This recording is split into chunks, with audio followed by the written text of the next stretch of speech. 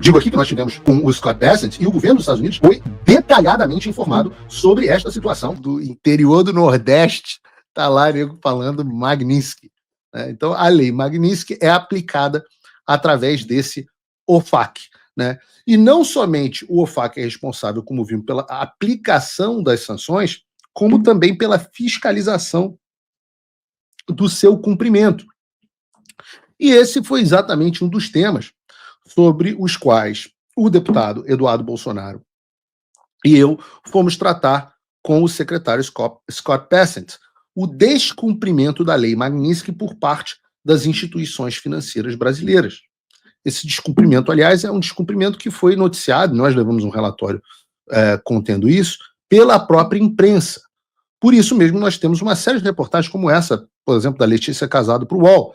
Bancos brasileiros analisam contas de Moraes para aplicar a lei Magnitsky. E qual é o grande? A gente chama no Rio, eu ouvi dizer que na Bahia, assim também, me respondam no chat, como é que é no resto do Brasil, se que São Paulo não é. Né? Minha doce Natália é de São Paulo, e eles não estão acostumados com esse termo, que é o famoso migué. Né? Eu sempre lembro do migué do futebol, quando o jogador era meio chinelinho e dava um migué para não jogar, tipo, sei lá, o cara que tá sempre lesionado quando é aniversário da irmã, aí ele dá um migué que tá lesionado para ir no aniversário da irmã. Um abraço aí, saudações Cruz Maltinas nessa semana a todos os espectadores, porque, porra, pela primeira vez eu tenho uma semana em 20 anos que eu posso tirar onda com o Vasco, então ninguém vai me tirar esse privilégio no programa de hoje. Vocês me permitam esse pequeno momento de alegria, que, porra, não tem há muito tempo. Então. Mas, enfim, qual o grande migué que os bancos brasileiros estavam tentando dar? O migué está no seguinte parágrafo da própria reportagem da Letícia Casado. Abre aspas, existe consenso entre os especialistas de que o indivíduo sancionado não pode comprar e vender dólar nem aplicar em nenhum produto de investimento que tenha qualquer conexão com o mercado norte-americano. Mas sobram dúvidas no que diz respeito a outros tipos de operação e às penalidades para os bancos que não cooperarem. Vejam o que os bancos brasileiros vinham tentando fazer, era bloquear só alguns tipos de operação para o Alexandre. Essas eram operações de compra e venda de dólar, investimento em ativo estrangeiro e etc. Mas eles não estão e não estavam bloqueando as demais operações bancárias. E aí surge a dúvida sobre esse assunto. Aliás, foi algo muito veiculado nos últimos dias, de que a lei Magnitsky teria duas fases, ou dois níveis, ou 2 graus de aplicação. E isso se tornou um consenso. Né? E eu te explico como isso é uma mentira e como os bancos não bloquearem absolutamente todos os ativos e bens do pseudo-juiz Alexandre de Moraes, eles vão acabar sendo expostos e vão sofrer, sim, sanções, aí sim, secundárias nos termos da lei Magnitsky. Então, esse papo de que o FAC teria 2 níveis é uma das maiores sanções de 2 níveis, é uma das maiores bobagens que eu já ouvi.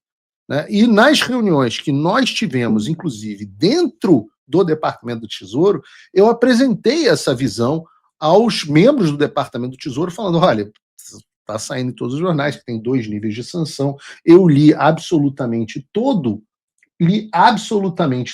o código de sanções do governo americano e cheguei à conclusão de que não existe esse negócio. Eu queria perguntar a vocês se existe.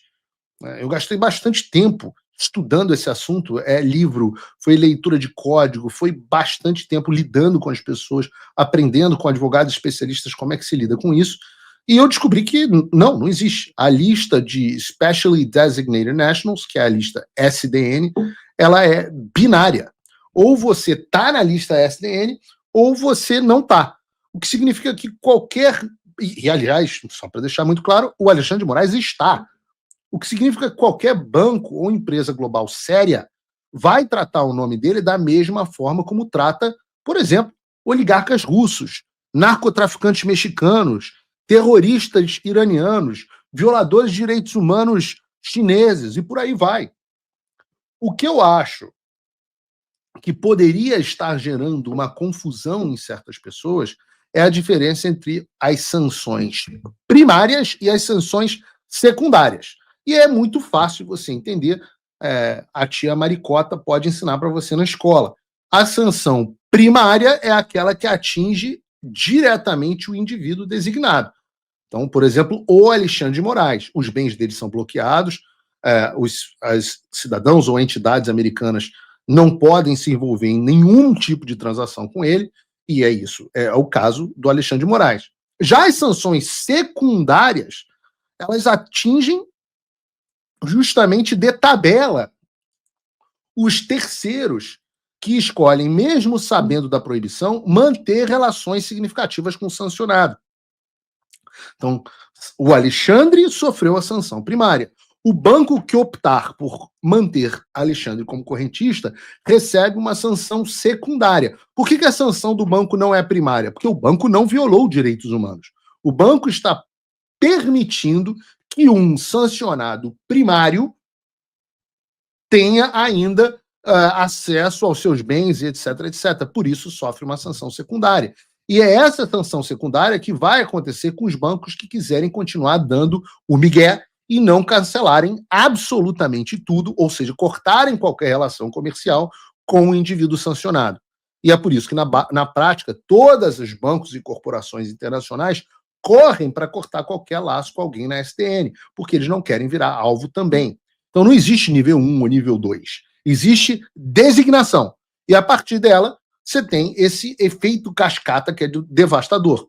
E eu volto a dizer, o Alexandre está na mesma lista que os piores inimigos da segurança internacional. Qualquer tentativa de minimizar isso em camada é uma cortina de fumaça. Os bancos e as outras empresas, não são só bancos, companhias aéreas, etc., que fingem não entender isso, estão sendo irresponsáveis, estão ganhando tempo, mas estão ao mesmo tempo, e isso é importante porque o banco tem um dever fiduciário, o seu banco é aquele que tem o seu dinheiro, ele tem a obrigação de cuidar e zelar do seu dinheiro. Então ele está sendo irresponsável e arriscando o dinheiro dos seus próprios clientes e correntistas. Eu, por exemplo, se tivesse conta no Itaú, estaria entrando neste momento com uma ação contra o Banco Itaú, justamente por violação do dever fiduciário. Grandes correntistas do Itaú, você que está em casa, pessoa física, a gente sabe que o Alexandre tem conta no Itaú, deveriam estar notificando extrajudicialmente o banco, dizendo: vocês não estão cumprindo seus deveres fiduciários. E eu digo aqui que nós tivemos com o Scott Bessent e o governo dos Estados Unidos foi detalhadamente informado sobre esta situação. Aliás, mesmo antes da reunião, quando nós chegamos lá com o relatório, dizendo tudo que a gente tinha, eles já estavam falando: não, nós estamos cientes e estamos de olho. Nós estamos cientes e estamos de olho.